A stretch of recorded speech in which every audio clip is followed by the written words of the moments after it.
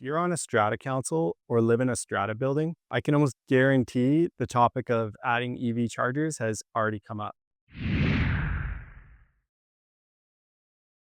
It seems to be the case that, most buildings have at least a handful of people that are driving EV already, and they're usually the ones that are pushing to get EV chargers installed throughout the entire building. At least this seems to be the case with all the buildings that I've been speaking to. Now, some buildings are very proactive and get ahead of it and get the EV chargers installed throughout.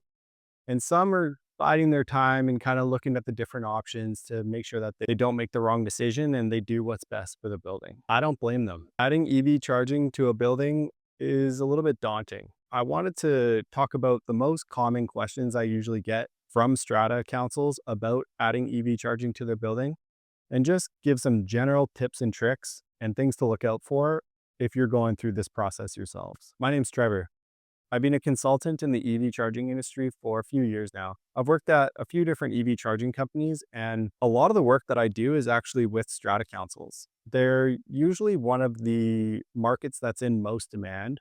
80% of people prefer to charge at home, and where do people live? Usually in these strata apartment buildings. There's been countless nights that I've been on Zoom calls with strata councils, answering questions, having conversations, and looking at the different ways that we could approach adding EV charging to their building. Of course, right now, it's still the minority of people that are driving electric cars that live in strata buildings. But as the numbers continue to keep increasing, the inquiries about adding EV charging to these buildings just continues to increase. The strata councils are usually, maybe 6 to 10 people, and they're responsible for making the decisions on behalf of the entire building. It's a big job.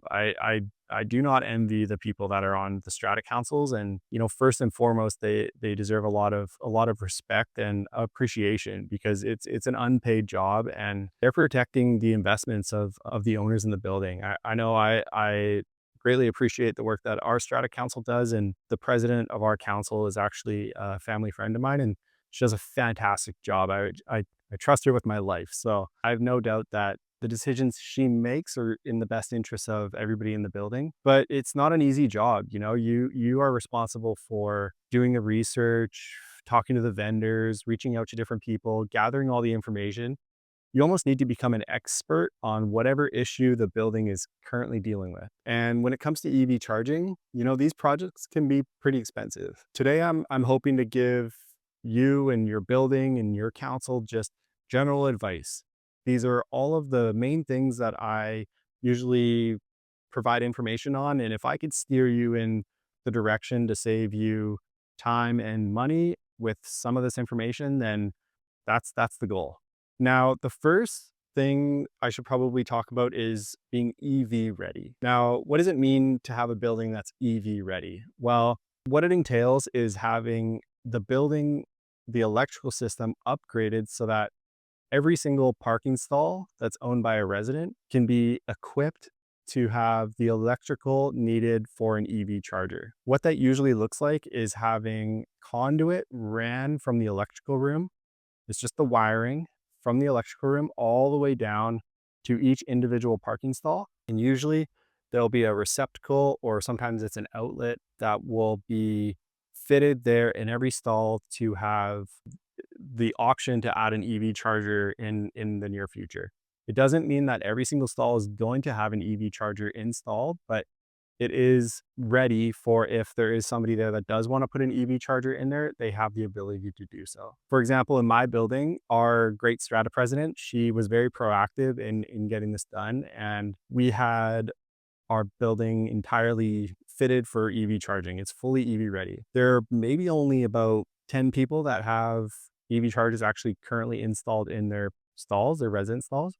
But every stall has a junction box nearby that's ready to be wired. All they need to do is call the electrician, have them come in, and the electrician will either supply the EV charger themselves or they'll have it provided by the resident, and then they'll just wire it in for you. I would highly recommend that every building have an EV ready plan done. Now, what an EV ready plan is you or the Strata Council would need to reach out to an electrician or sometimes an electrical engineer and just let them know that you're interested in getting an EV ready plan done. What they do is they look at your building. They'll look at your electrical system, they'll walk through the parkade, they'll survey usually the residents in the building and ask them, who's planning on driving an EV in the near future, who's already driving an EV, and they'll look at how much work is going to be required to have the building installed so it's EV ready, as well as the cost. So a lot of what the EV ready plan is the cost to have every single stall retrofitted for EV charging. It'll be a pretty eye-opening experience. It has to do with how much electrical you have in the building. So as you can imagine, all of these stalls, if they have an EV charger, the demand on the electrical system is going to go through the roof. In most cases, in order for the building to be fully EV ready, they're going to have to add more power into the building. Every charger isn't going to be able to get the full amount of power that it has the capacity to reach. This is where something called load sharing comes in. So chargers usually have a range of output that they can reach, anywhere from, we're talking level 2 chargers here, anywhere from 3 kilowatts to 19 kilowatts. That's a pretty wide range. I have another video talking about the conversion between kilowatts and amps, so feel free to check that out. But if you're talking amperage, there's no way that if you had 300 stalls with an EV charger that they'd all be able to use, 10 kilowatts. There's no way that there's enough power you'd be able to install. You'd basically need to have a whole nother electrical room. So this is where load sharing comes in. Now, what load sharing is, if I can just give a really rough example, these EV chargers usually share a circuit. So they're not all on their own dedicated circuit. They'll usually share across, let's say, 4. So if you have 4 stalls, 1, 2, 3, 4, and every single one has an EV charger beside it, they'll all be connected usually to one circuit. So how it works is, let's say you had only one car parked there, they're going to get that full load. All the electricity that's going split between those 4 is going to go all into that one car, that one charger. It's going to get the full, let's say they're all have a capacity of 10 kilowatts. It's getting that full, let's say 8. It's getting that full 8. But then the neighbor comes home from work and he parks right beside the other car. So now that first car that's already charging, he's not going to get that full 8 anymore. It's now going to be load shared between the 2 chargers. So instead of getting that full 8, now it's going to get 4 each. You with me? So then, number 3 neighbor comes home, he plugs in, and number 4 neighbor comes home shortly after at 7 o'clock. He had to work late. He gets there. So now all 4 cars are plugged in. This is going to split the load between all 4. So now all 4 are only going to get 2 kilowatts each, if that makes sense. That's a super rough example of load sharing, because rarely is everybody in the building going to be plugged in at the same time. People work different schedules, people come and go, at different times. So it's actually quite a smart way of setting up the charging so that it doesn't, create a huge draw on the system and, overload the electrical capacity. Okay, so let's say you get an EV ready plan done. I have actually provided some pretty rough numbers on how much it costs per stall. I mean, it depends on a whole wide range of different things. The older the building, usually the more expensive it is. When you're drilling through walls and coring through floors in older buildings, there's always, you never know what you're going to get when you open a wall. Also, the size of the buildings, of course, the more units you have, the more expensive the project is going to be. But I believe on my website, I provided a rough average of how much it costs per unit. So if you know how many units are in your building, you might be able to do some rough calculation. The only definitive way to get the cost determined is to have an EV ready plan done for you. Now, EV ready plans can cost $5,000, and BC Hydro will kick you back a rebate for that. And they'll pay, I believe it's $3,000 of that amount. So once you pay for the EV ready plan, you just submit your documentation or your receipt, your invoice to BC Hydro, and they should reimburse you for about half the amount that you paid for it. Again, getting an EV ready plan is just get one done. Just get it done. It's the more information you have, the better. I mean, if you're on a strata council and you have a handful of these EV drivers that are bugging you to get these EV chargers installed, then at least you'll have the information to show them, like, look, we've a plan is being assessed. We're looking at the auctions, and if you tell them like, yeah, we got an EV ready plan done, and the cost to install the chargers for every stall in the building is 500, 600 grand, and your strata fees are going to go up, they might pump the brakes and be just as happy to use these public chargers for a little bit longer. It's not uncommon. And it's not uncommon for the gas powered car owners in the building to dig their heels in and say, look, like, I'm not, why am I paying for this? I don't want to pay to have these EV chargers installed when I'm not planning on driving. I don't drive an EV and I'm not planning to anytime soon.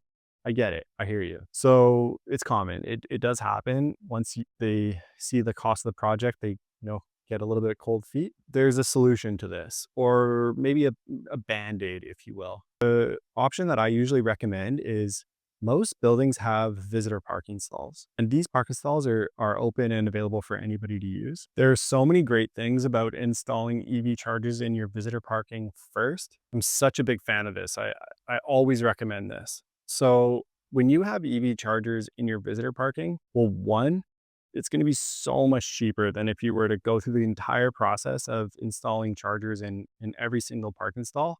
The best thing about it is it's almost like dipping your toe in the water. You're letting people feel it out to see, if adding EV charging is a good idea for the building. It allows people to get the charging they need without going through the entire capital cost of installing chargers in every stall. Having EV chargers in your visitor parking also is pretty cool because you only have two, you don't have to do the whole load sharing thing. There's only a couple chargers, so it's not going to be the biggest draw in the system, and people will get faster charging. You'll also get a pretty good idea for the demand too. If there's people lining up for these chargers constantly, then you'll probably have a good idea of, okay, well, maybe we're almost at the point now where having chargers in every single stall would be a good idea because the demand is so high. Also, back to the load sharing, people, if they're plugged in and their neighbor gets home and they plug in, they're gonna be like, get out of here, man. Like, I want to have a faster charge than you. Whereas if they're just charging in visitor parking, then they'll get that full amount of speed or the output that they're hoping for. So you may be asking, well, why would we do both? Why would we have both visitor parking and do the EV ready plan? Well, speaking from my experience, my building has both. We've started with just a couple EV chargers in our visitor parking, and we actually used Flow to put the chargers in. You have to pay for them. They're $1.50 an hour to use the chargers. We installed these a while ago, and the price has definitely gone up by now. But I mean, $1.50 an hour is no big deal. And Flow does get a cut of their revenue share, and I will go into revenue sharing. It's a big topic that deserves its own video. But revenue sharing is essentially just the company that supplies the chargers, or more specifically, the company that has networked the chargers. Whoever's app you're connected to is gonna usually ask for a percentage of the revenue that goes through. Again, I'll cover this and I'll go into network management systems in another video. It deserves a lot more time and respect, but it's good to have both. If you have the option to have a couple chargers in your visitor parking, as well as some slower level 1 chargers in each residence stall, then you get the best of both worlds. Another great thing about installing a couple EV chargers in visitor parking is usually the electrical upgrade is maybe not even needed. There's a lot of power in these buildings, in these strata buildings, and a lot of them, I was at one actually just this morning, and they had a couple 600 amp panels, and a lot of them were connected to rooms that may not be used all the time. For example, if there's a common area room, or this place had a bowling alley, for example, and a lot of the switches were connected to, this bowling alley area, which, as you can imagine, it's not in use all the time, especially during the day when people are at work. They're not at home just bowling away. So we wanted to put in a couple 60 amp chargers, two 60 amp chargers. And the electrician said, yeah, no problem. Like, we don't need to upgrade the transformer. We don't need to, do a whole big infrastructure upgrade or anything. It's inexpensive, pretty simple. The install would maybe take 3 days max all in, and that's probably overshooting it. But yeah, I mean, just getting a couple chargers in there for the residents to use, it'll keep everyone happy. Also, there's a few companies out there that we'll pay for it. Now, it depends on how your strata is structured. If you're interested in generating some revenue from the chargers, then this wouldn't be the way that you'd want to go. But if you're just looking to have the service provided to residents and not necessarily make any profit for the strata fund or, get any money from it, then this could be a way that you could do it. You'd have to do your own research wherever you live to see which companies are offering to pay for. Usually it's called charging as a service. So they will install the chargers, they will pay for the project, they'll pay for the charges. You don't even really need to pay for anything, but they will then retain 100% of the revenue that's generated by the chargers. Do your research, because sometimes they will let you set the fee and sometimes they'll set the fee and it can get a bit sticky. So you want to make sure that you do your own research. And I mean, making money is a good thing. So if you want these charges to make you a little bit of extra profit on the side, or at least I would recommend you guys pay for the project, your strata council pays for it. And then the money that's generated is at a fair amount. It's just enough to cover the project. And, maybe after that, you set it at a rate that it just covers the electricity. Because remember, you're still going to have to pay for the electricity that goes through the chargers. Now, if you're in British Columbia, in the area that I live in near Vancouver, you're most likely paying around 12, 14 cents a kilowatt. And that is, you have to pay that. And the EV charging company is not going to pay that. You have to pay that. And that should be usually covered by the people that are using the EV chargers, person that consumes it should have to pay for it. How many stratas that I've been working with are offsetting this cost is, there's been tons of cases where there's an EV, there's a EV driver, and in the build, let's say there's only 5 EV drivers in the building, and they're pumping up the electricity costs in the building. They're consuming all this electricity, and all the gas powered car owners are having to pay for these costs. Like, why am I paying? It's like, you're not paying for my gas bill to fill up my car. Why am I paying for your electricity bill to fill up your car? So what lots of these stratas are doing it's hard to gauge exactly how much, like if someone has a EV charger in their own residence stall, it's like, how much electricity did you use today? Or how much did you use this month? It's really tough to figure out exactly how much electricity they're consuming. So a lot of stratas are just setting a flat rate. Like, look, if you have an EV charger in your stall, then you have to pay a monthly fee to the strata to cover the electricity costs. I don't care if you use this thing once a day or if you use this thing once a month. You have to pay us a flat fee, and everybody who has a charger has to pay the same amount. So I've heard it anywhere from $20 to $40. I'd say, maybe like $25, $30 is probably pretty fair. I mean, especially if you have a whole whack of chargers throughout, then $30 $40 is a little bit overkill.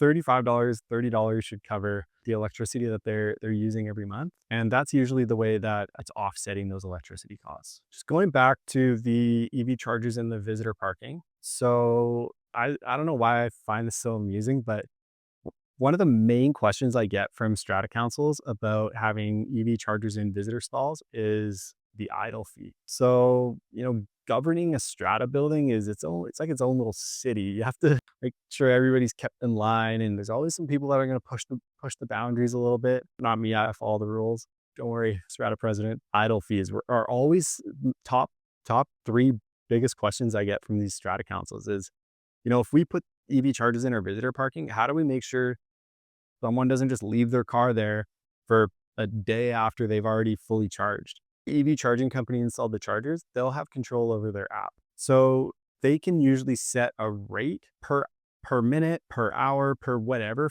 for the idle fees. So a lot of the stratas that I talk to, they're like, we want the highest idle fee penalty possible. Like, we want this to be a learning lesson for them. If this lady leaves her car there for half an hour, hit her with $50. And I'm like, okay, let's be a little bit reasonable here, because also, the EV charging company doesn't want the customer to have a bad experience. Like, how mad are you when you go parking downtown and you've gone for 10 minutes and you get back and you have a parking ticket? It's like, give me a break, right? So there's a balance. I don't know. I love this. They're just ruthless, but I get it, because if you do it once, you're not going to leave your car there the next time for too long. And when there's people waiting to charge, it can be quite frustrating if you can imagine. Like, you're there 4 hours over the amount of time that your car is being charged for. It's like, let's get going here.